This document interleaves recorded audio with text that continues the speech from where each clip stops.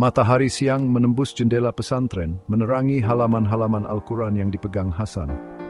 Udara dipenuhi konsentrasi yang tenang saat para siswa dengan tekun menghafal ayat-ayat suci. Hasan, seorang pemuda yang cerdas dan bersungguh-sungguh, dikenal karena dedikasinya pada pelajarannya. Aku senang belajar tentang Islam. Kisah-kisah para nabi dan hikmah dalam Al-Quran membuatku kagum. Aku bermimpi suatu hari nanti aku bisa menggunakan pengetahuanku untuk membantu orang lain dan membuat perubahan di dunia. Namun akhir-akhir ini sebuah pertanyaan menggantung di benak Hasan. Pertanyaan yang sepertinya tak bisa ia hilangkan. Suatu hari, ketika Hasan merenungkan pertanyaan ini, pandangannya tertuju pada temannya, Rafi, yang sedang khusyuk berdoa. Rafi berasal dari keluarga kaya, dan Hasan mau tak mau bertanya-tanya tentang perbedaan besar dalam harta duniawi mereka. Dia teringat ayat dalam Al-Quran yang berbicara tentang kekayaan sebagai ujian. Setelah Rafi selesai sholat, Hasan memutuskan untuk bercerita pada sahabatnya. Dia berjalan mendekat Rafi, alisnya sedikit berkerut karena berpikir.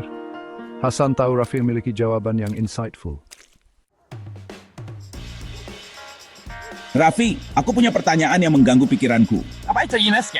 Kau tahu aku berasal dari keluarga sederhana, dan aku bertanya-tanya tentang kekayaan dan kebahagiaan.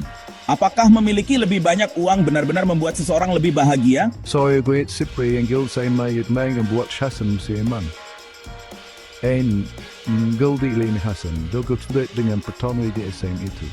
Hasan, kekayaan memang bisa membawa kenyamanan dan meringankan kekhawatiran duniawi, tapi kebahagiaan sejati datang dari sesuatu yang jauh lebih besar. Apa maksudmu? Kebahagiaan sejati datang dari ridha Allah dan mengetahui bahwa kita telah menggunakan nikmat yang Dia berikan untuk memberi manfaat bagi orang lain.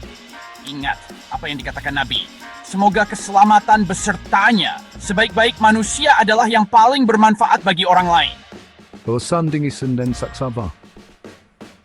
Ini dari perspektif Befim Bestuvumuri Ektekins. Tapi bagaimana kita bisa bermanfaat bagi orang lain bahkan setelah kita meninggal? Kamu sedang memikirkan sedekah jariah. Amjid jarah. Mata Hasan ispat tamermas. Ceritakan lebih banyak. Nabi, semoga keselamatan besertanya, bersabda, jika seseorang meninggal dunia, maka terputuslah amalnya kecuali 3 peraraya, ilmu yang bermanfaat, dan anak saleh yang. Saya memikirkan kali ini. Gagasan dan perbuatan baik seseorang yang bermanfaat bagi orang lain, bahkan apalagi tak inspirasi. Jadi jika kita membangun sumur atau menanam pohon yang terus berbuah, tindakan ini akan dianggap sedekah jariah. But, dan my halabrist related, this will let sing my buying expect that their death. Tapi bagaimana dengan mereka yang tidak memiliki sarana untuk membangun sumur atau menanam kebun? Bisakah mereka tetap mendapatkan manfaat dari sedekah jariah? No say, sedikit tidak terus basta, Nabi semua kesaksian perseptif saya bertekah. Setiap perbuatan baik, Ya Hasan, bahkan sesuatu yang sederhana seperti tersenyum pada saudaramu adalah sedekah. Menyingkirkan benda berbahaya dari jalan adalah sedekah. Setiap tindakan kebaikan, setiap kata penyemangat, setiap usaha untuk membuat hidup seseorang sedikit lebih mudah adalah bentuk sedekah. Wajah Hasan berbina karena mengerti. Dia selalu menganggap sedekah dalam bentuk uang atau harta benda, tetapi kata Rafi membuka antaran tengep pada perspektif yang jauh lebih luas. jadi jika aku membantu ibuku dengan pekerjaannya, atau jika aku membantu teman sekelas yang kesulitan belajar, tindakan ini juga dianggap sedekah. Tepat sekali. Sedekah menyentuh setiap aspek kehidupan kita. Ini hati-hati yang murah hati yang berdampak positif pada diri kita terlepas dari status gigi keuangan kita.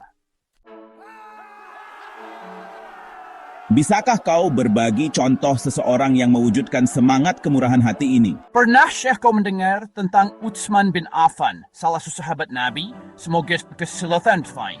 Ya, aku pernah. Tapi aku ingin mendengar lebih banyak. Utsman dikenal karena kekayaannya, tetapi dia lebih terkenal karena belas kasihnya. Suatu ketika, saat kekeringan, penduduk Madinah menderita karena haus yang parah. Utsman menyadari penderitaan mereka, membeli satu-satunya sumur di Madinah yang dimiliki secara pribadi. Dia kemudian menjadikannya gratis untuk digunakan semua orang, berbagi kekayaannya untuk meringankan penderitaan komunitasnya. Itu kemurahan hati yang luar biasa. Utsman memahami bahwa kekayaan sejati tidak terletak pada akumulasi harta benda, tetapi dalam menggunakannya untuk memberi manfaat bagi orang lain. Warisan kemurahan hatinya terus menginspirasi kita hingga saat ini.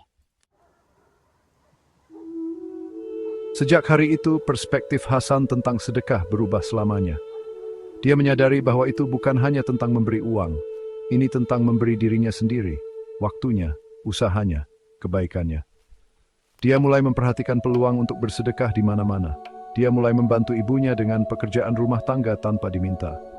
Dia menawarkan untuk mengajar teman sekelasnya yang kesulitan belajar. Dia bahkan berusaha keras untuk lebih sering tersenyum dan menyapa semua orang yang ditemuinya dengan ramah. Hasan menemukan bahwa semakin banyak dia memberi, semakin ringan dan bahagia perasaannya. Dia menyadari bahwa Rafi benar, kebahagiaan sejati tidak datang dari harta benda, tetapi dari menggunakan apa yang dia miliki untuk memberi manfaat bagi orang lain. Dia mengalami kebenaran sabda Nabi,